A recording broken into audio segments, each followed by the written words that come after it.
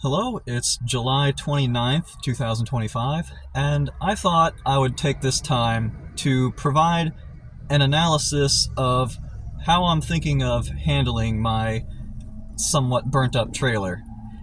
There's been some people wondering about what I'm thinking of doing in the comments and then also in real life, and so I think I haven't totally made up my mind, but I thought it would be useful to sort of step you through the thought process I'm having. So this is just going to be me talking in my car the whole time and probably getting pretty hot.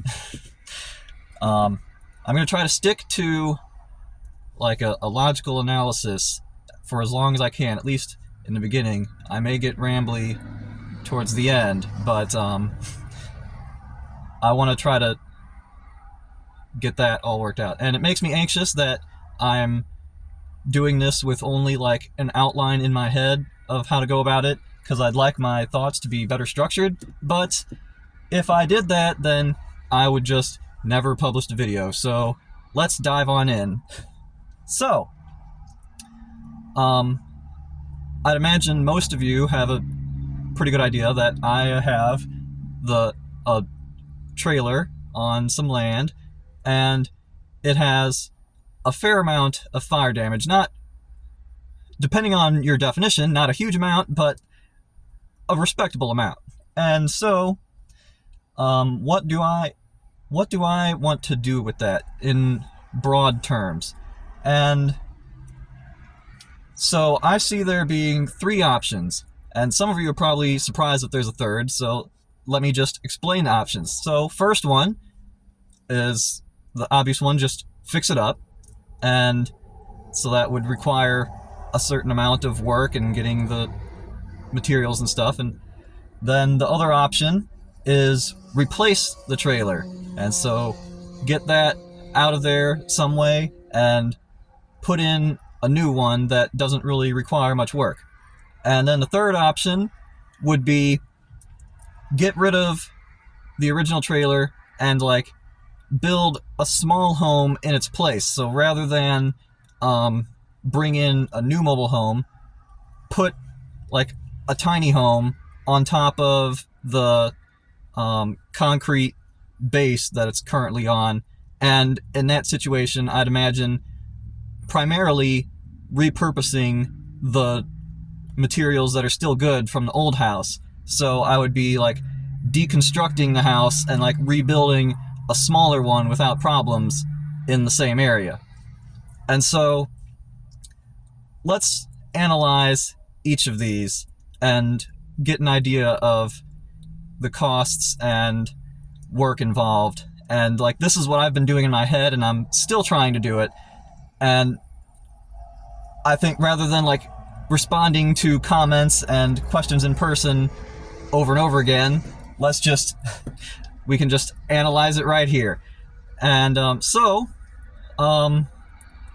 first one that seems like the one that people think of the easiest. So get rid of the old trailer and put in a new one. Okay, so some considerations there are you need to haul off the old one, and that costs some amount of money, and it needs to go somewhere, and that may or may not cost some amount of money. It depends on how you handle it. And then you also have to get the other trailer and have it hauled onto the property. And then also there's the issues of exactly how it navigates up there and exactly how they would make it work. I've thought about bringing you along on a ride at one point to the property, because I think it'd be interesting for you to see that the road is not very great, and it's weavy through the hills. I mean, through the woods, up a hill, and it's paved, but there are so many potholes, it's just insane. Like, it's a very bumpy ride. You have to be really careful to try to make it even just as bumpy as it is. And, so, that's one consideration. And so, like, when you're thinking about the hauling costs,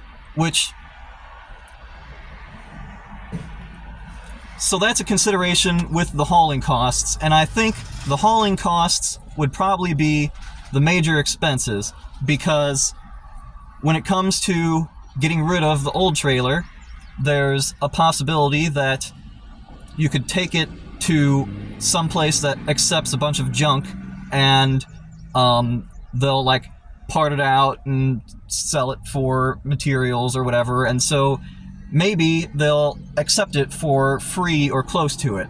'Cause, I mean, you would have to find the right spot, because like regular trash companies, they charge you to drop off your trash, so you'd have to find like a scrap dealer or something, and so conceivably there's some way of like getting rid of it mostly for free. Or you could go the much more difficult route and like deconstruct it on site and just like move it out of the way, and so like that's one option. And as for the deconstruction, that would spare you the hauling it off charge, but also that's no minor undertaking, and there's only so much room. And also you would still have the metal base that the mobile home is resting on, and I'm not entirely sure what would go with where that would go, but I mean, that's not an insurmountable problem.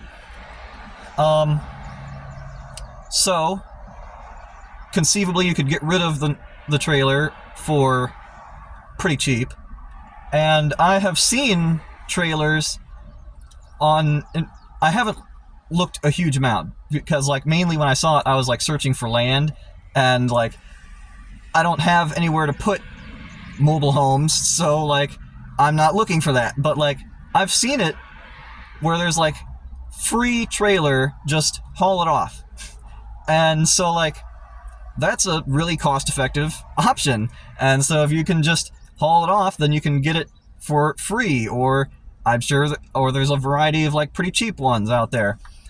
And so the main expenses, as I see it, are the hauling it charges. And I tried looking that up. I haven't called around, so like I could stand to have a more specific idea, but I've looked at the charges for hauling, and generally, like it can range wildly. It's like asking for an estimate on a car repair. Like it could be next to nothing to like ridiculous amount. But like I've seen the quote of around like 1,000 to 8,000, depending on what you want. And this is for like just delivery. So there's extra charges, like you could like double it easy for full service trailer moving, where they like disconnect the utilities or connect them, and deal with the skirting around the bottom, and disconnect the porches which are present on my mobile home, and like all that other stuff. And so full service does all that, but it's like a lot more expensive, and so like it's and the stuff they would do is what I could do, and so I'm just not even considering that. So 1 to 8,000, depending on a number of things, such as the size of the home, which it seems to be single wide, generally the most manageable size. The weight of the home, I mean, I don't know how much it weighs, but if it's on the smaller end, I'd imagine it's not a huge deal in that regard. And you can empty it out some too. And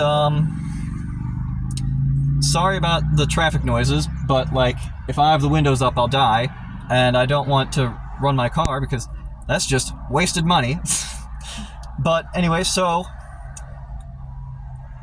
yes, other things that factor in are the distance of delivery and the difficulty of delivery, and that's the part that could get difficult. So like, I would imagine for the $1,000 end, it would be like you have a flat lot and an easy road, and you just put it right on in, and you're traveling a short distance, and that's the end of it. But if you have to go up a weavy hill that is full of potholes and stuff, and it's narrow, pretty narrow in some parts, and then it's not entirely flat where my mobile home is. I mean, presumably, like, the whole place is mobile homes right around there, so presumably they got all those up there somehow, and so presumably it can be done in reverse or again, and so presumably it can be done, but that doesn't mean it can be done for $1,000. If it's going on the higher end of that, then that gets pretty steep. And so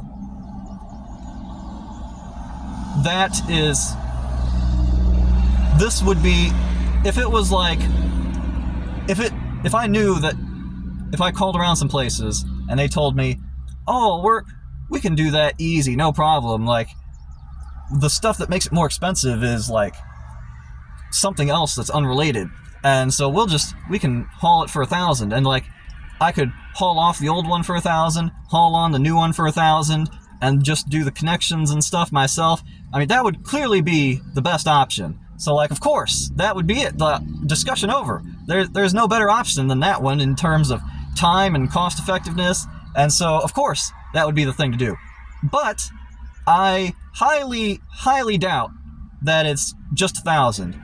And if you start getting very much higher than that at all, then I start wondering whether I can afford it and whether it would be cheaper than the alternatives.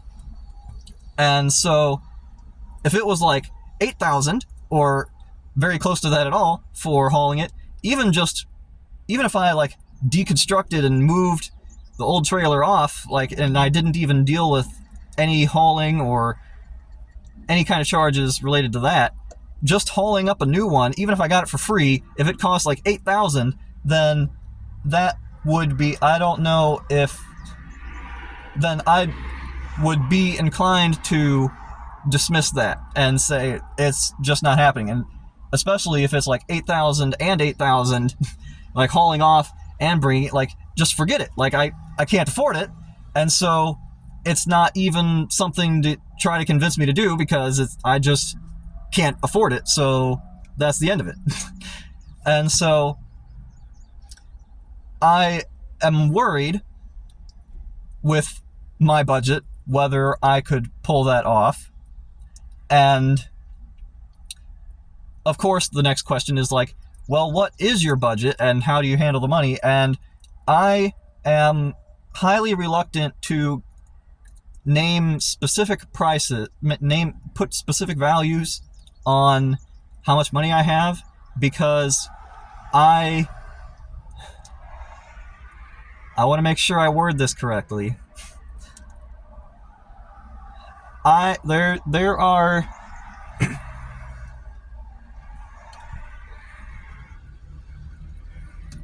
I want to make sure that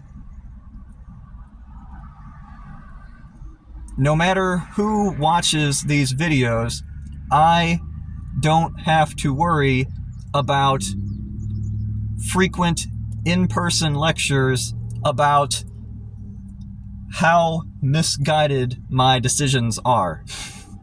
And basically any number that I tell you about my budget is going to be insufficient to avoid such a situation.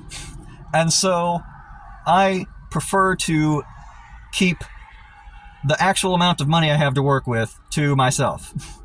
But suffice it to say that if you knew how much money I had to work with, you would almost certainly consider it insufficient no matter what I tried to do.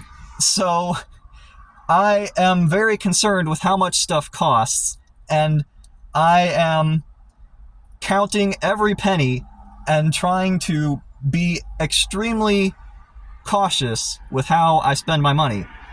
And I'll tell you how much things cost along the way, and at the end I'm keeping track of all of my expenses so I can give you a thorough accounting of how much everything cost.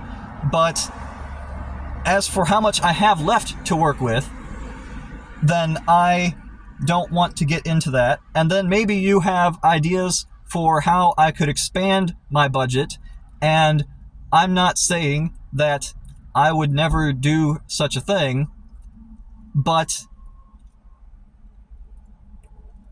due to reasons that I would rather not launch into on YouTube, it is more complicated than you might otherwise believe.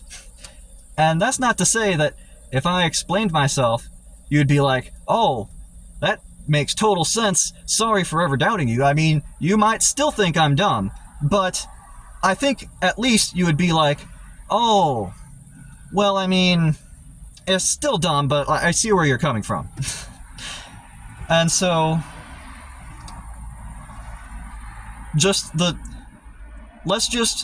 so I have very limited funds, and I have to be very careful with that.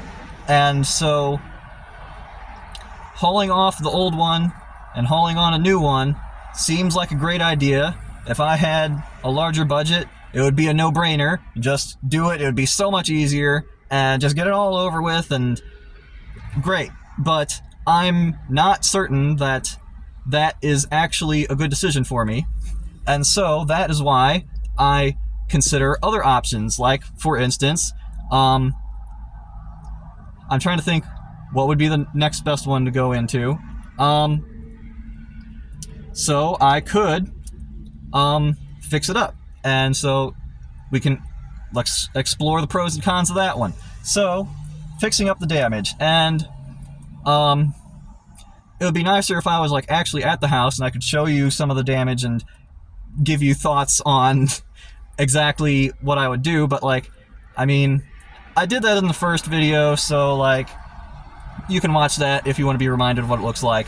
But the point is, it is you need some boards and like some beams and some flat boards and like drywall and stuff, and need to replace some plumbing, some electric that got cut out by I don't know who, potentially the previous owners after they thought it was a lost cause. And so yes, there's a lot of that stuff to do. And each individual thing, like an individual board, an individual roll of wire, an individual pipe, it's not very expensive at all, but like, you have to get a whole lot of those, and you have to put them all together, and that takes time, and also like each little expense adds up over time. And so it's a valid concern to question whether that would be feasible financially. At the same time, though, you don't have to source all of your materials from a hardware store. You can get them from, like, one of my personal favorites that I saw was a demolition sale where they're knocking down a perfectly good home to build a fancier home in its place, and you just pay some money and just take whatever you want from there, because, I mean, it's all going in the trash anyway. And so, like, you can get some really cheap materials like that. You can get them from, like, construction sites. If you play your cards right, I've read some stuff about how, like, you can ask, like, the person in charge and say, hey, you're literally throwing away these extra boards, so can I just take them And then you are spared money from the weight of the construction material, and because there's less for them to haul off, and so like it's a win-win for everybody. Other options, like maybe you know somebody who has some materials already, or they have this broken down place that there's still some good boards on and stuff, and you can use that, like network and get some good stuff for cheap that way. And like it's not like I've actually done this before. I can't say this is definitely how it works. You can be sure that you will be able to do things this way. And I mean, but it's like, it's just some ideas that I've gotten, and a lot of times people dismiss plans because they don't know how it could possibly be done any other way. And so like, I don't have a solid plan worked out, but there are options out there that could conceivably get me materials for really cheap, and then I just do the work myself, and it takes some time, but I get it all fixed up. And in case you're wondering, I have already investigated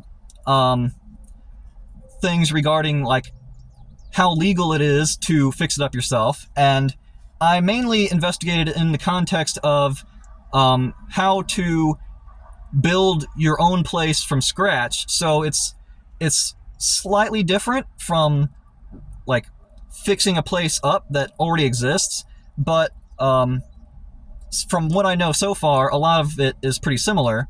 But in Jefferson County, Missouri,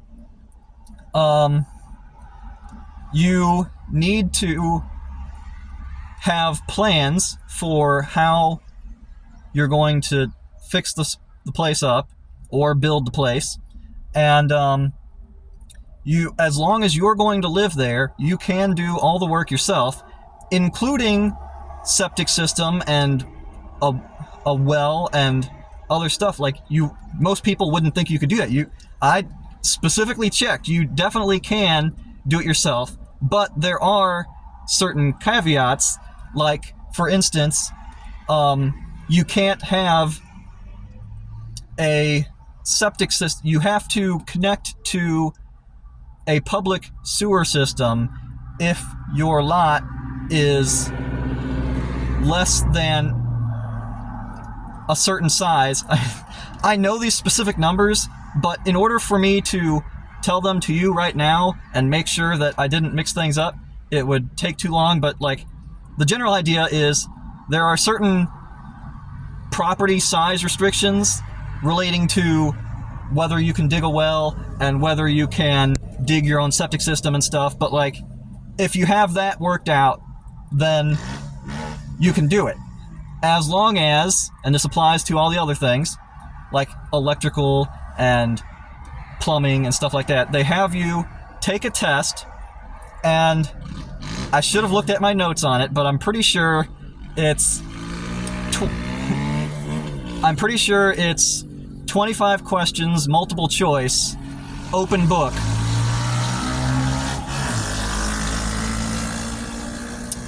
And so that's not too bad. And if you fail it the first time, you get another chance in like a day or two. But if you fail it then you have to wait like another year before you can take it. So try not to mess up. But if you pass, then you can get the permit to do it. And the permit isn't too crazy. It's just like administrative charges, I'm pretty sure. Like, I don't know, $15 or maybe something along those lines. And so that's not too bad, and you can get the permitting, and you can do all the work yourself. And if you can get the materials for cheap and you have the time, then it's conceivable that you can fix up a house for really cheap. But that requires a lot of stuff. And also, I did ask specifically about how I should approach this particular mobile home issue, because like I told you before, I asked a bunch previously about how it would work for new construction, and that is different from repairing a mobile home, and I asked them specifically what I should do next because I wasn't totally sure and nobody was really saying anything. And they said, okay, they had to talk to their superiors because like most of them don't know either. And but they said, okay, what you need to hire a structural engineer, and they'll tell you exactly what needs to be fixed and exactly what permits you need to get, and they'll draw up the plans for how you fix it up and stuff. And so then after you have that, then you take the tests for any permits you need to take, pay the fee, and I'm not totally clear about it. I would have to ask about it again, but I know for new constructions for sure, there's like a fee for a fee for like the size of the place you're building. And for new constructions for sure, they also have they have a $5,000 escrow, and basically that means like they hold on to the money, and if everything goes smoothly, you get the money back. But if you drop the ball and do bad stuff, then they keep the money. And to be clear, that would be essentially impossible for me to cover myself, but I would feel less bad asking people for money for that because it's like it's guaranteed back as long as I don't mess up, and like I'm not planning on messing up. And but that might not be required for just repairing, and I would have to look into the fees more, but and this is part of the reason I was annoyed that I ended up in Jefferson County instead of neighboring Franklin County, because Franklin County has looser restrictions and smaller fees and stuff, and would have been that much easier to do it in Franklin County, but this is where the deal was, and so this is how it's happening. And so assuming I did talk to one structural engineer, so I haven't price checked a lot, and I also did look online, and I know that it's like similar prices that they quote. They told me $750 for them to stop by and take a look at the place and evaluate it and tell me what I need to do. And you gotta love it when it costs $750 for like 30 minutes, maybe an hour, for somebody to stop by and tell you the work that you need to do. And that stings and would make it harder. And I know there's the arguments of all the expertise you're paying for, all the learning they did and stuff, and it's just like,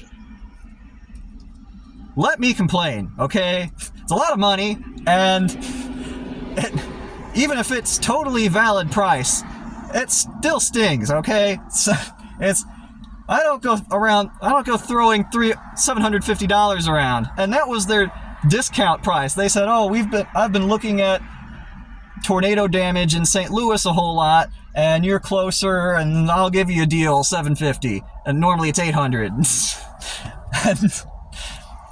But that was just one person. Maybe I can shave off $100 for somebody else, I don't know, but I mean, looking online, I know that that's about the prices that I can expect, but who knows. But so there's that cost, and then the tests for the permits are free, and then just permit prices, which aren't too bad, and then whatever cost of materials. And so depending on how much the house was decided to need, it changes how much that costs, and so it's hard to say what's up with that. But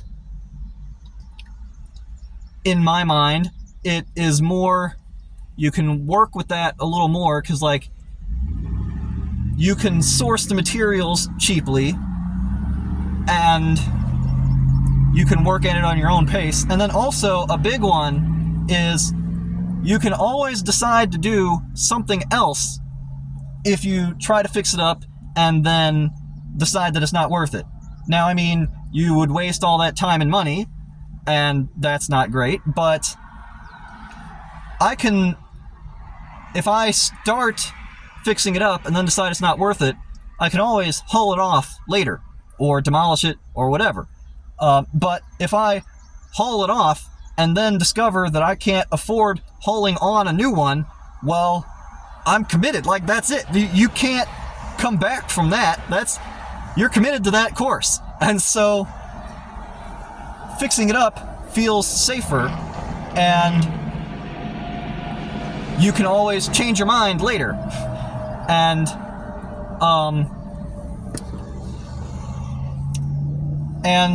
also, after I've spent so much time trying to find some property for me, like the past 6 months have been hardcore searching as much as I can, prioritizing land search above all else.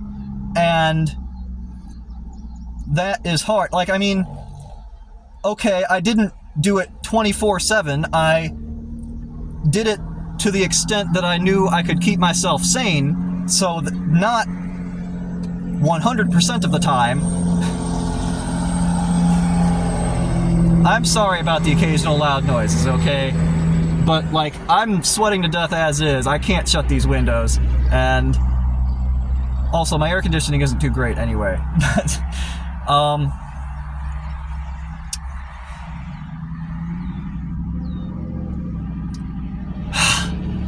Sorry, I let myself get sidetracked. I lost my train of thought.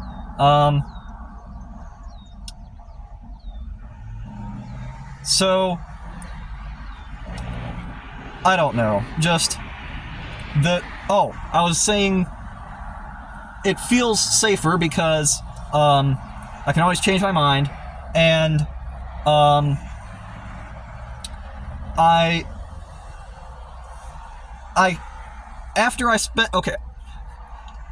I've spent 6 months searching really hard for land, and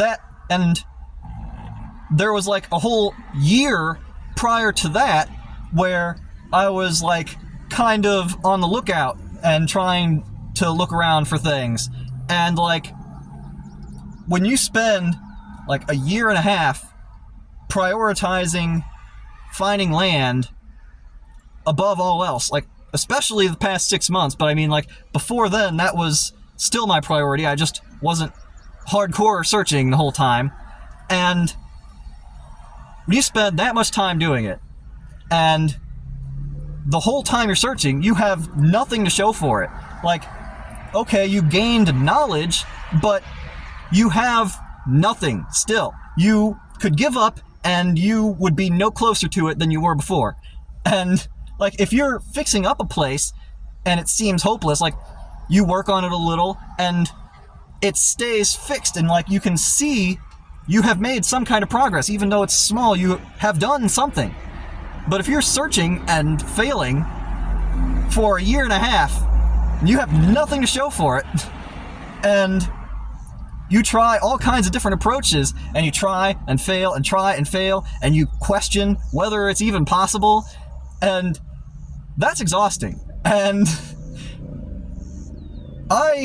when I consider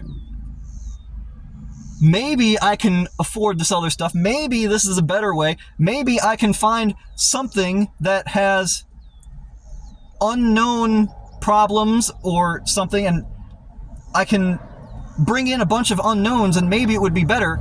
Or I can just see, I know what I have to work with, and I don't have to question so many things and work with so many unknowns. Like, just having the security of, like, knowing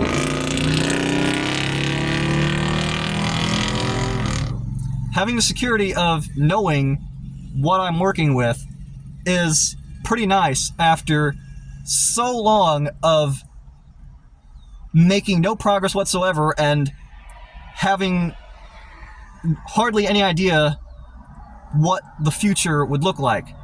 And I mean, making yourself feel better isn't a great reason for doing things, and I acknowledge that, and I take that into consideration. And like the biggest thing is the finances.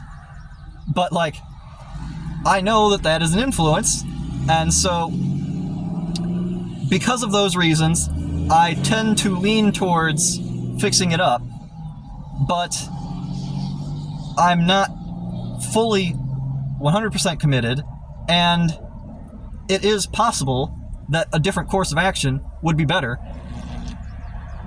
And even though I haven't made up my mind, let's say that I do that, and let's say that actually it was so much better it would have been better to haul it off and replace it.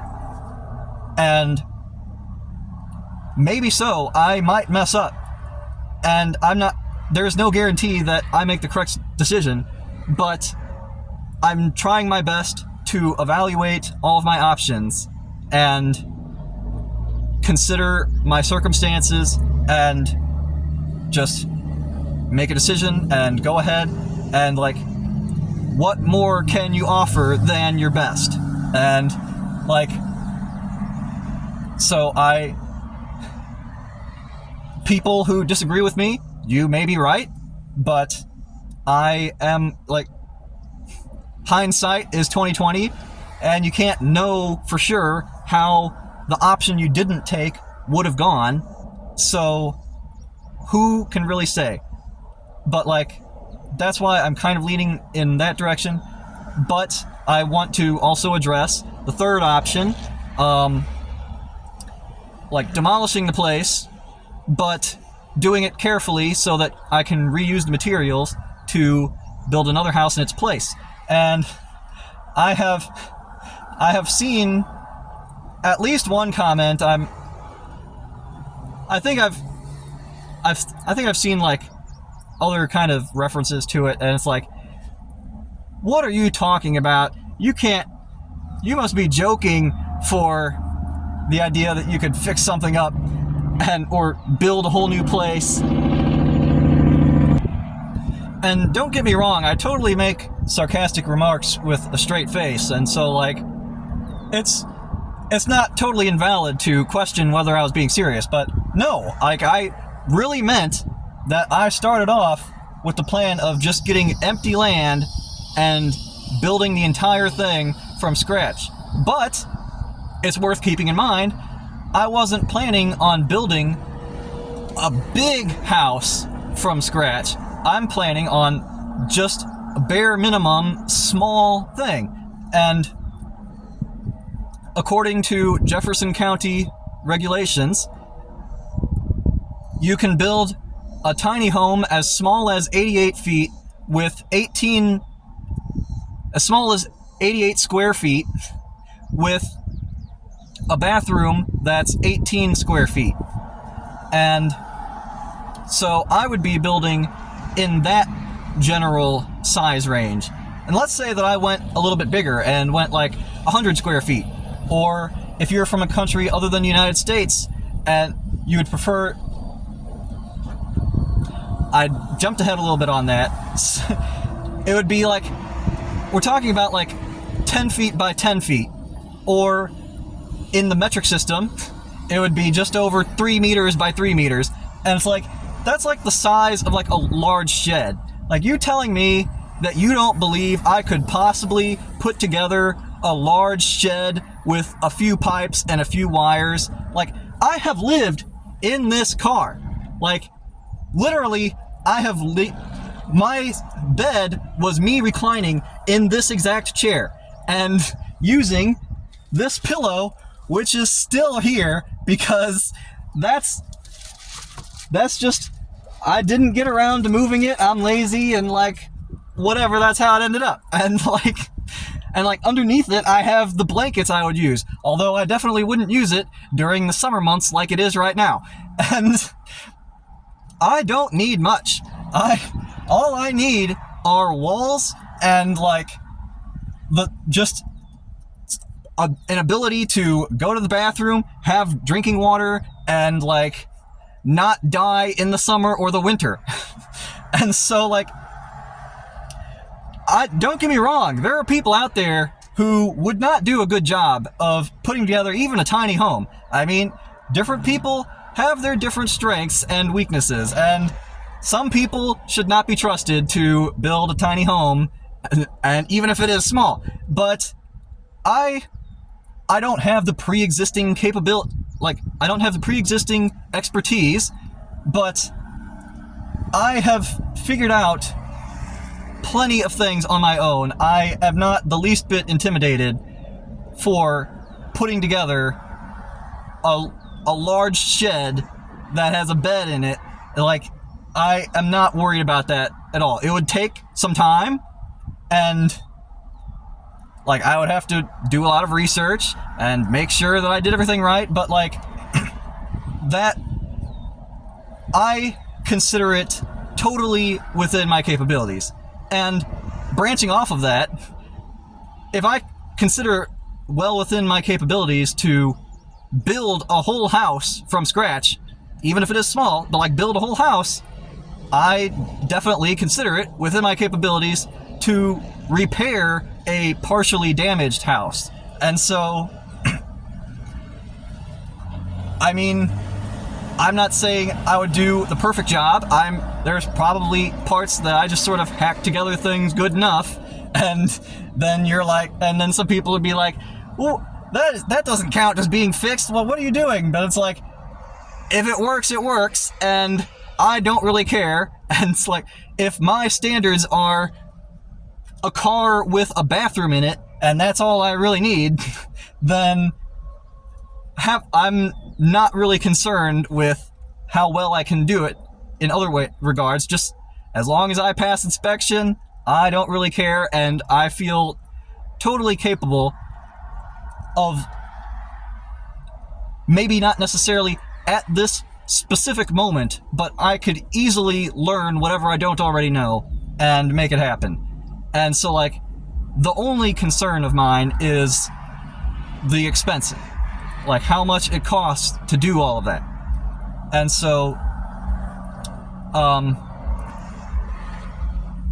yes, I consider it an option to dismantle the house and then build a smaller house in its place. Like, I could not build something as big as the house as a replacement. But I showed you the place, and there are plenty of walls that are perfectly good. And the roof, by and large, is perfectly good. And there's just tons of random boards and various stuff. I could almost certainly salvage enough materials from the existing house that are perfectly good. I mean, maybe some of them I'd have to like wipe off the smoke, but like structurally sound, perfectly good, and build a smaller, tiny home around like 88 square feet. And I would have to, the cost of materials would be essentially zero, because I could just source them from the existing home. And that, it definitely would be the most intensive option. So like, I would have to dismantle the whole thing, and like, I would have to try to figure out what I'm gonna do with the metal part. I can get creative. Like, I would figure it out somehow. But I probably wouldn't want to build on top of it. I'd like to build on top of the concrete slab. But then also, that would count as a new construction, and so then I definitely would need that $5,000 to have the county hold on to for that amount of time. But like, and so that would be very difficult for me.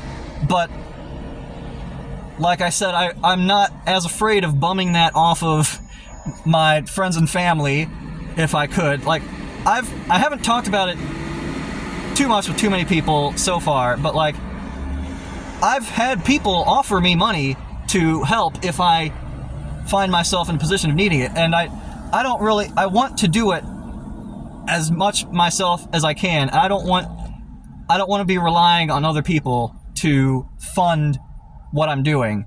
But that's an option. And if I was going to ask people for money for anything, it would be that type of thing, because they would get, it's literally, they're just holding on to the money. It's like, I remember wanting to compare it to this earlier, and I couldn't think of the word, and I wanted to look it up, but I forgot. It's like the extra money you pay at the beginning, like when you first move into a place you're renting, and then like when you move out, if you haven't destroyed the place, they give you that money back. It's that type of thing. And so, like, I don't think it's as big of a deal as like, oh, I'm $5,000 short, could you pay me this money, and maybe one day I'll eventually get back to paying you, and hopefully I won't ask for more money later. And so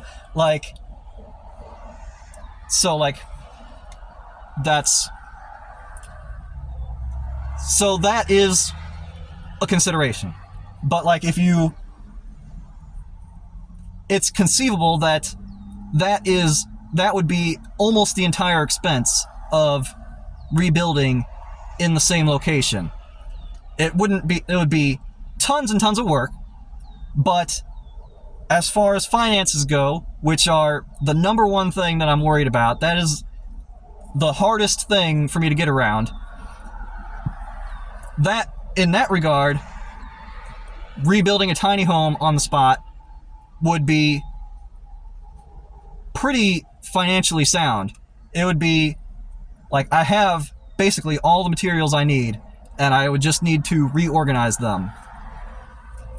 And by the way, it wouldn't apply in this case, but just so you know, it's not necessarily a given that you can build a tiny home in the place that you want to build a tiny home on, because it's very common that there are minimum square feet requirements for the area that you build in. And a lot of it's pretty rare to go under like 750 square feet. I've seen one place that was like 400, but also that place was like pretty Hoosiery, so like you could probably get away with less. But in this particular location, there is not a minimum square footage requirement, and so I definitely wouldn't have any problems in that regard. So if that was something you were worrying about, I already looked into this, and that's not a problem.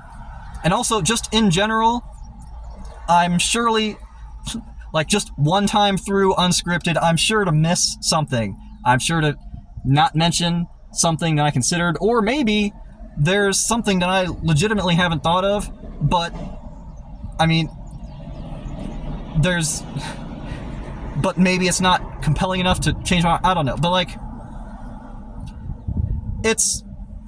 I have thought a lot about this. I'm not saying that I have thought of everything for sure. I'm not saying that whatever I decide is the best option, and anyone who disagrees with me is wrong.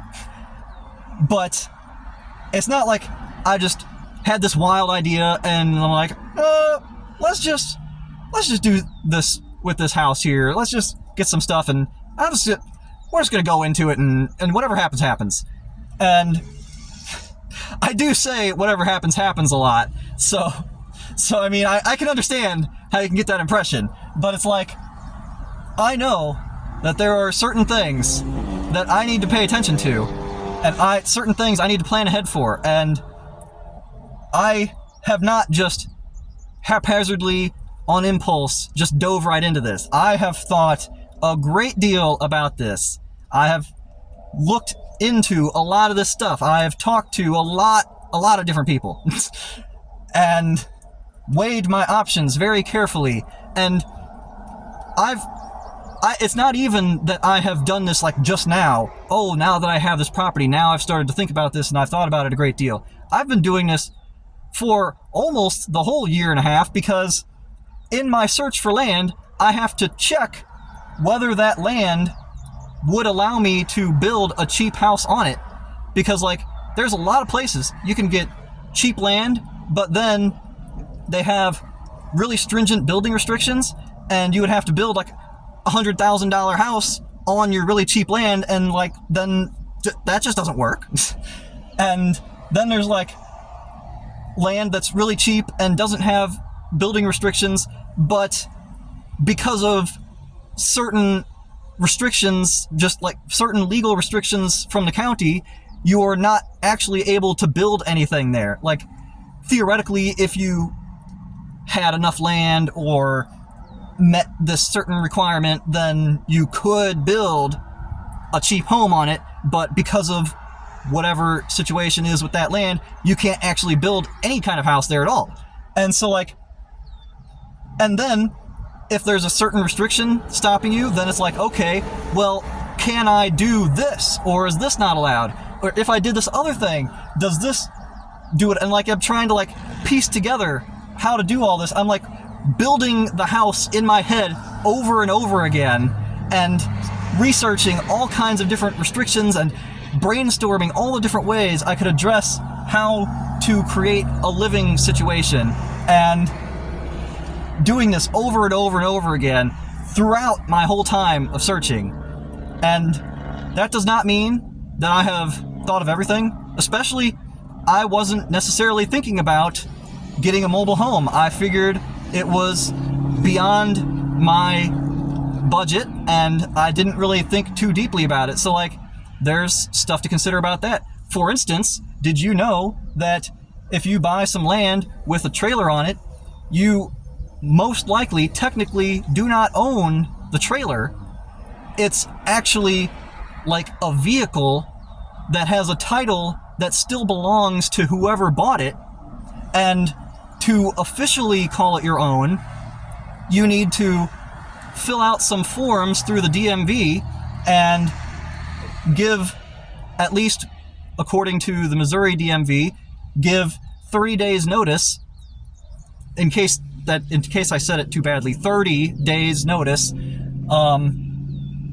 through registered mail that you want to claim this property, and the vast majority of the time they won't want it, and then you get a lost title for it and all that stuff. But like, I didn't know that. I technically don't own that trailer, but at the same time, like, some people would probably blow that out of proportion, but like, I do need to address that. If I decide to go the fix it up route, I do need to get on that. But the chances, I've asked about it too, but the chances of somebody trying to claim it are nearly non-existent. It's a possibility that needs to be taken care of before you mess things up for yourself, but it's very, very unlikely, so I'm not too worried about it. But yes, there's different things related to mobile homes that I may not know, but like, I have been putting a lot of thought into this. I'm not just going right into it. That doesn't mean that I'm right. That doesn't mean that I'm not missing something. That doesn't mean that you have nothing you could possibly offer me in the comments section or something. But at the same time, like, I'm trying to think, am I finished with the third option of building a tiny home in its place? I think you have a good enough idea. It would be just build a tiny home the size of a large shed, and there you go. That's another option. And materials will be cheap. And but one of the first off, I said that's clearly the most labor-intensive job, most labor-intensive option, so that's off-putting. And also, I would like to have room to have a bunch of people over and be the one who hosts for holidays and stuff, and I've always liked that idea. And if I have only a tiny home, then people would be like stuck outside, or I couldn't invite many people. And so like I would like to have something with more room. And so between those two things, those are the major reasons why I would want to go the repair route instead of just rebuild. And so what I was wanting to lead into is like, you very well could have some good advice and stuff, but that's not, I'm not saying that I don't want any input, but at the same time, I think it's worth saying that I may not show it very much, but I'm stressed. And it's a stressful situation to have something very important in your life, and you need to make a decision that is critical to the outcome of that very important thing in your life, and you are also relying heavily on a budget that you aren't entirely sure will cover everything that you need. I tend to be an optimistic person, and so like even when things would seem like, even when a normal person would think things aren't going to work out, I tend to be like, they'll work out, it's fine, I'll find some way of doing it. I'm resourceful and whatever. But sometimes it's a lot harder and not so clear, even to an optimistic person such as myself. And this is one of those instances. And it's not like the optimistic part of me is saying, oh, I mean, if you're just careful and you watch your money and make smart choices and stuff, I think you can make it work. But even the optimistic version is like, I think you can just barely make it work. You can just barely scrape by. And it's like, I know from my experience, like, I typically, like, sometimes the optimistic version is the way it works out, but most of the time it is not. And so the realist in me is like, oh man, if I need the optimistic version to work out, I am in trouble.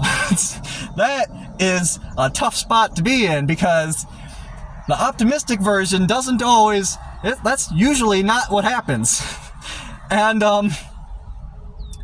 so like, that's a concern. And like, I do not want to run out of money before I am finished. And I have heard, it's not really, in my mind, it's more of like an auxiliary thing, not one of the three central options. But I've heard in the comments and in real life, just bring a camper onto the property, and then you can, however you want to do the stuff, then you can take your time and you can live in the camper. Well, first off, camper costs money. Second off, that's additional money in addition to whatever I'm doing with the actual trailer. And also, like, realistically, I would almost certainly get away with it, especially since, like, there's an RV parked like 20 or 30 feet away from my place. But technically, especially if I went the new construction route, I'm pretty confident my memory of Jefferson County restrictions is starting to get a little old, because I had started favoring Franklin County because they had looser restrictions and smaller fees, and so I was focusing my efforts there. And then this just popped up out of nowhere, so it's been a little while, but I'm pretty confident that it's technically illegal for you to live on site in a camper while you're building something. I'm pretty sure that's what they told me. And that's pretty messed up, but at the same time, it's exceptionally likely I could get away with it. So, like, that reason alone isn't necessarily enough to really discount it, but, like, technically, I'm pretty sure it's illegal. And if I went the fixing it up route, it's unclear. I'm not totally sure how that works out. I'm leaning towards they don't like it either, but you could still probably get away with it. So there's that, and then the added expense and whatever else. And so, I mean, it's not a terrible idea, especially if, like, somehow I stumble across a free one. Or, like, I happen to, like, I don't think I personally know somebody who has a camper they want to lend me, but maybe you are in a similar situation and you happen to know somebody, and so, like, that's an option, and, like, you could conceivably hook up your stuff, and, like, that could work out. Because of the added expense that doesn't necessarily progress me towards my end goal, and I mean, it's not a terrible idea, I'm not totally dismissing it, but I'm leaning towards not going that route. Another idea that I heard from the RV neighbor, they suggested, like, cutting the house in half and, like, getting rid of the third of the house that's burnt up and just keeping the rest. And, like, actually, I mean, if you cut from, like, after the kitchen, the rest of the place, it's pretty much intact. I mean, that's not a terrible idea. I mean, like, just cut off the broken part and just, like, make a new kitchen, and there you go. I mean, that's an option too. I mean, I feel like it would be worth trying to keep that extra third of the house. Like, I feel like it's approachable to try to repair it, but also, if you cut off that third of the house, there is still the far end that is largely untouched by the fire, and you could reuse those materials to build a wall for the 2/3 that you kept. And so, like, that's probably the next best option from repairing. So, like, I mean, it's a valid thought. I'm not entirely sure how that would work out. I would probably have to ask the structural engineer what they thought of that, or, like, I'm not totally sure. I don't know. There's a lot of unknowns, and it's an interesting idea. I don't know if I will go that route. It seems, on the one hand, I want to say that it seems a little more risky, but I think the only reason that it seems more risky to me is that it seems more unusual, and that there's actually not much risk involved at all. But I'm not sure. But I would like to keep the extra space if I could. But I don't know. That's an option. Maybe I'll do that. Maybe it is not worth it repairing that fire damage part, and maybe I'll just, like, chop off that section and build a wall right there. I'm not gonna make a political joke. I don't want political stuff in the comments, okay? So I could just build a wall there if I wanted, and maybe that would work out. And so, yeah, I don't know. That's an option. That would probably be more of a derivative of the fix-it-up route. But, yeah, and I did mention, if I go a route besides fixing it up, I can't come back from that. If I dismantle the house to rebuild a new one, it's dismantled, and I can't I'm stuck rebuilding it. If I haul it off, I'm stuck pulling in a new one, and whatever expenses, whatever time involved, I'm stuck with it. But that's part of the reason I'm kind of lingering with what I have already. And, but I do know there are certain things that need to be done regardless. So, like, I need to be able to walk around the mobile home, if only to remove it. I need to be able to walk around it. And if I need it inspected to find a damage, I need it cleared out some. And I have like a plan forward of how I'm addressing that. And also, there's a lot of talk of the junk, and yes, the junk needs to be addressed, but at the same time, you can live in a junky house. So, like, in my mind, I only care about the junk to the extent that it is in the way of me making a livable house. I do want to get rid of it. I don't like a junky house, but, like, as in the priority list, it's not very high because that is not what will stop me from having a place to live, except for the extent that it's like I'm stepping on it, it's in the way or whatever. But, like, it's not too bad. But yes, depending on how exactly things work out, I'm thinking the next video is going to be me telling you my plan of the trash and stuff a little bit more. Who knows? I shouldn't even try to predict my videos, but, like, I don't want to address the trash too much because I'll address it in time and potentially next video and, like, whatever. But got a little sidetracked there, and I'm trying to think back to what I was just talking about, and now I'm remembering that that was also getting sidetracked. And so, like, yes, camper is an option. Cutting the place in half or 2/3, that's an option. There's a lot of different options. It's hard for me to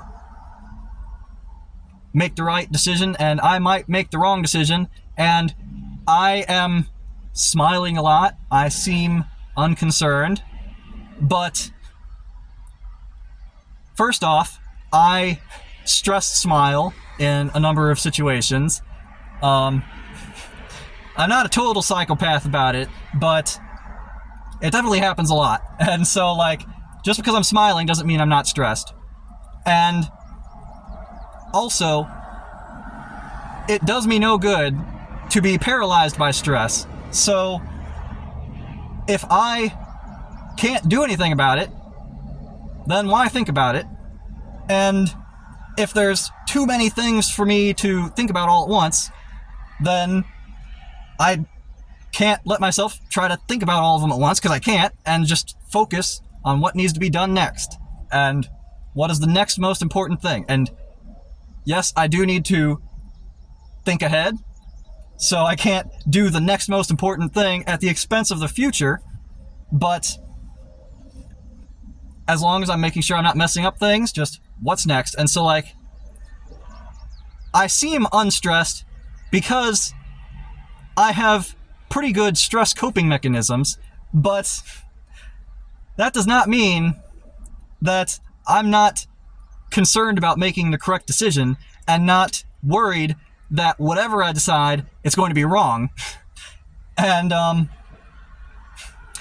you know, it's especially hard because, like, when you're confident about something and then some people come by and they tell you, oh, you're doing it wrong, you should do it this way, you don't know what you're talking about, you need to change what you're doing. If you're confident, you're like, what do you know? I mean, some people get annoyed and make a big deal out of it, but, like, if you can just be like, you don't have to believe me, I'm just going to do my own thing. I've had plenty of times when I was like that, just like, I don't need you to believe me, I'm just going to do my own thing. And you're just confident that it'll work, and so who cares if people criticize you? But if you're worried about something, and then somebody criticizes you about the thing you're worried about, you're like, oh no, maybe they're right. Maybe I don't know what I'm doing. I don't know. Like, I could be doing the wrong thing. I don't know like, how can I handle this? What am I going to do? I don't know. And so, like,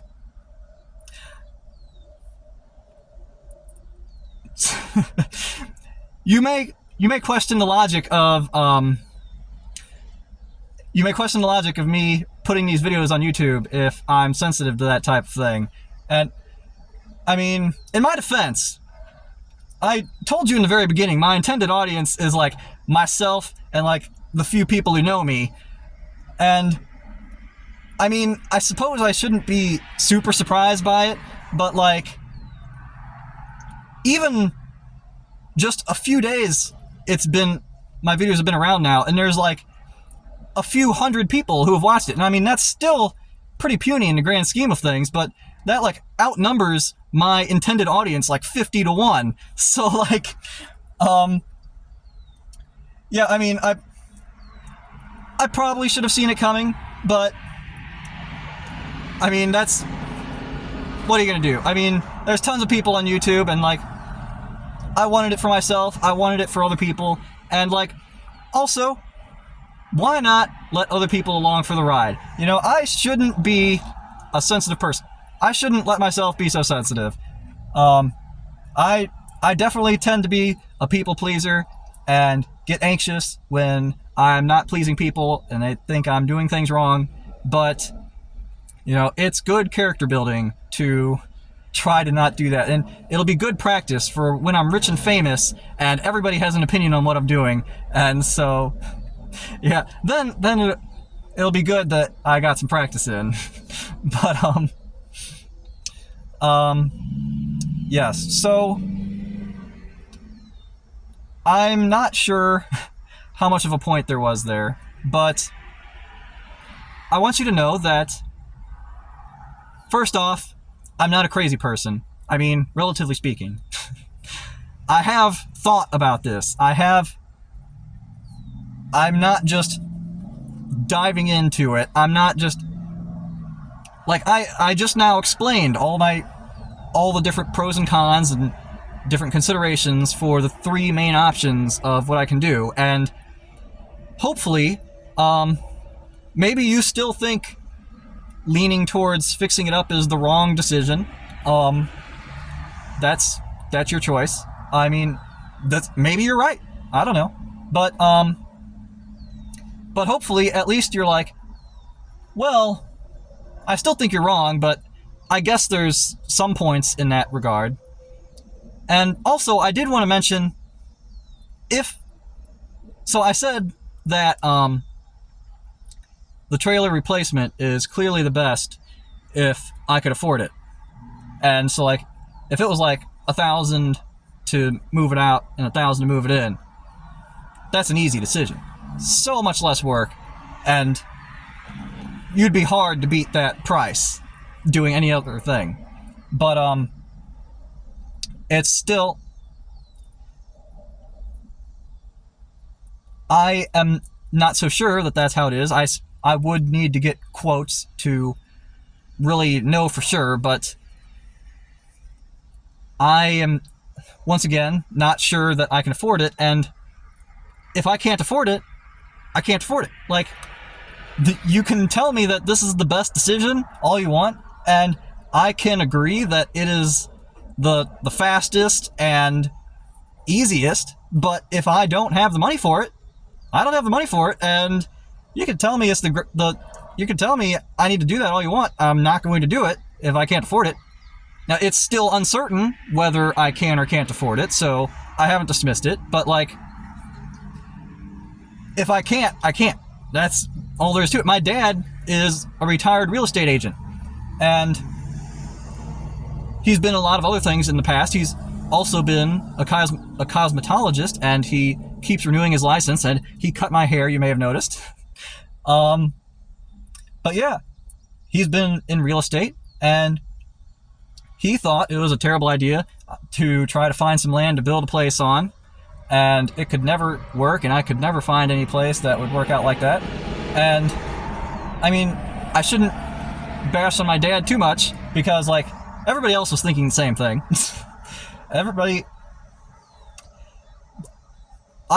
There is room for me to rant on this, but with how long this video is already, I'm just going to try to move on. So, yeah, I didn't think it was a great idea. He thought that the best decision would be buy a cheap place and fix it up. Like, buy a rundown house somewhere and fix it up.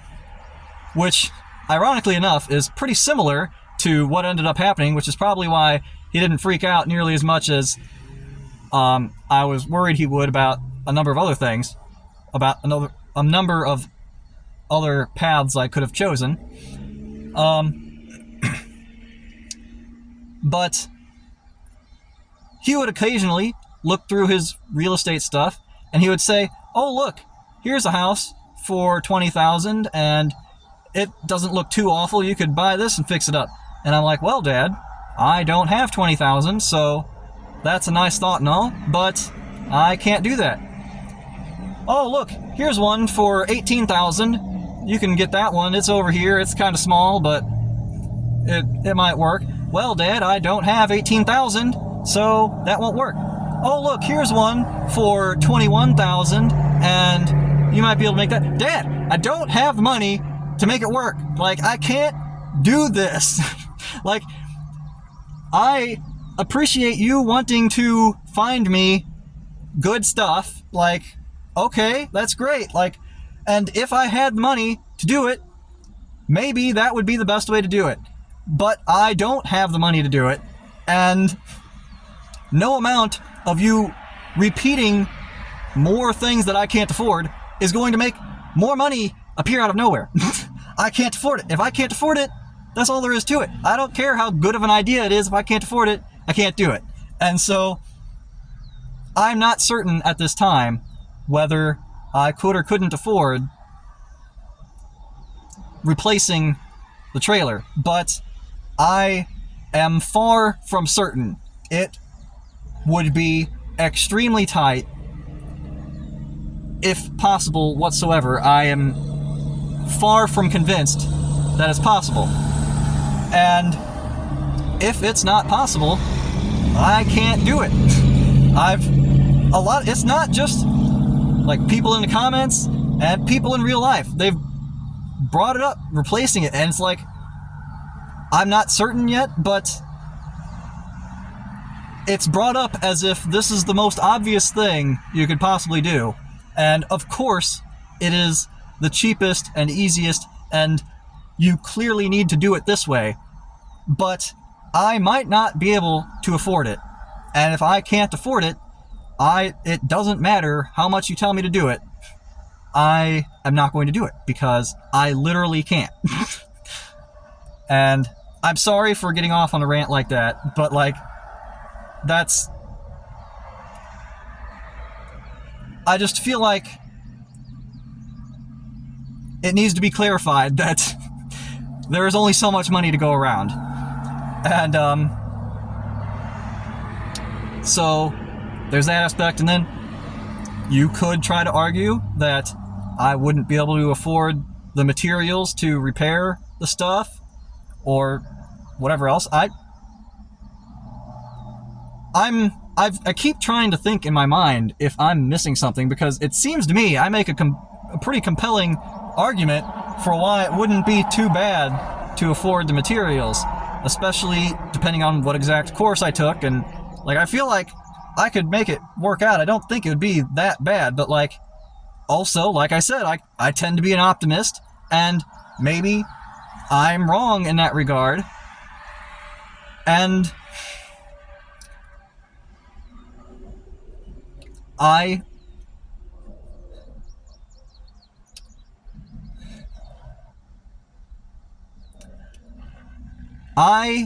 worry about making the wrong decision in this thing that is very important to me, and you may be correct in thinking that I am wrong, either now or in the future, or whatever I decide to do, or it doesn't have to be this specific topic. It can be other things. You might be right that I'm wrong. And I may find myself in a difficult position.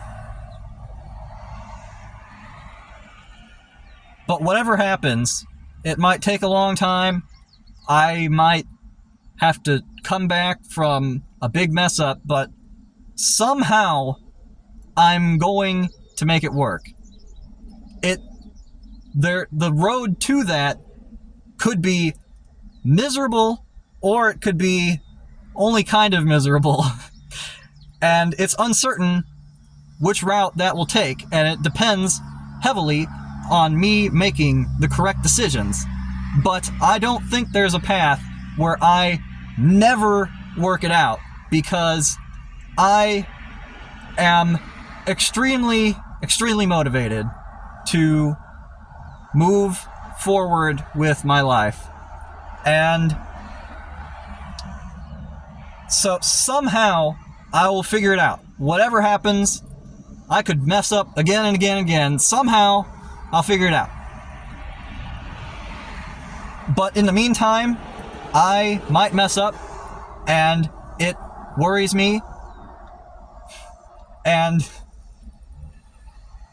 it stresses me out, considering that other people who think that they are certainly correct, they may be right, and I am worried about that. And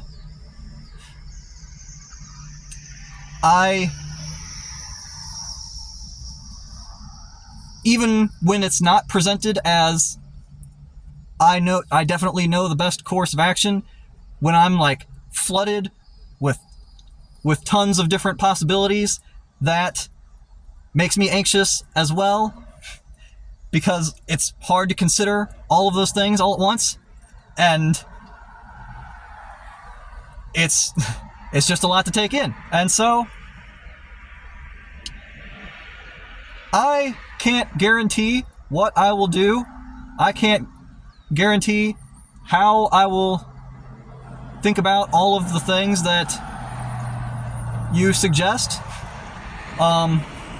Just because I don't do them doesn't mean that I think your idea is worthless, or that I didn't bother even considering it. But there's only so much I can do, and I'm trying my best. And so I hope you can understand that. And I hope maybe, if it feels like it's a stretch, but if you find yourself in a similar situation like this, then maybe me talking you through some of this stuff might help you in some way. Like, that was a wasp that I think flew back out. Yes, and so maybe it's a questionable decision to put my videos on YouTube if I could potentially be sensitive to people thinking I'm dumb. But I'm also getting a whole lot more support than I get in my real life. Although the support has increased now that I have made some progress, because people provide support a whole lot better after you've already done stuff than they do when you're planning things. And so there's that too, but so there's goods too, and even the negative, it's just people, a lot of times it's just people trying to help, and I'm just overly sensitive, and I wouldn't say I've been super worked up over it, especially since, like, there's been hardly any comments, but yes, I mean, without posting these on YouTube, I wouldn't be able to show anyone what I was doing, anyone I knew, because, like, I would have to, like, physically travel to them and show them the videos, or, like, send them personally, individually, massive videos, and it's just infeasible. And so, I mean, a link to YouTube is rather convenient, and people are subscribing, even though they don't know me. I mean, I'm not sure exactly the ratio there, but like, it's at least like 5 times more people are subscribed than know me, maybe even 10 times. And so, like, apparently some people are into this, so why not bring you along for the ride? And I think that's pretty much it. I don't think I have more. I'm sorry that this video went as long as it was. I was hoping that it would be more like 30 minutes, but I have learned that I am a poor judge of how long things will take. But hopefully this was a more informative type of thing. You get some kind of value out of this discussion rather than me sort of haphazardly showing you dumb stuff and going slowly and whatever else. Maybe this is something you prefer more. But anyway, I think that is it for me. And so I still have a lot more thinking to do. And I don't know what I'm going to do. Probably going to mess up at least some, but hopefully overall I make things work out in the only somewhat miserable route and not the super miserable route. But regardless of exactly which route it takes, you can keep watching my videos and see for yourself how it all works out. And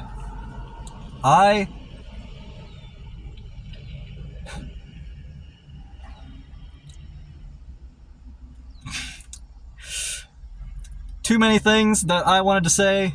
I hope it works out for my sake, and it would be, and what more is there to say? So that is that, and I will quit subjecting you to this now.